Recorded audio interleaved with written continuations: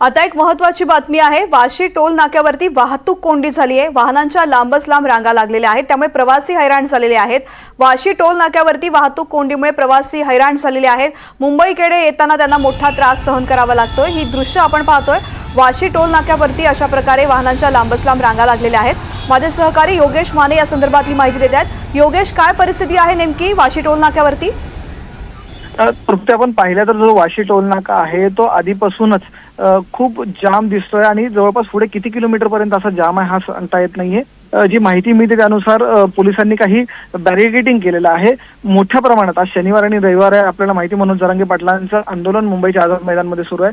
अशा स्थितीमध्ये मोठ्या प्रमाणावरती मुंबईच्या बाहेरून लोक त्यांच्या समर्थनासाठी मुंबईत येत असल्याची माहिती मिळते आणि त्याचमुळे जे मुंबईच्या दिशेने जाणारे जे हायवेज आहे ते मोठ्या प्रमाणावरती जाम आहेत। फक्त वाशी हायवे नाही तर ऐरोली दिशेनं मुंबईत येणारा जो महामार्ग आहे किंवा मुंबई एंट्री पॉईंट आहे तिथेही मोठ्या प्रमाणावर वाहतूक कोंडी असल्याची माहिती मिळते।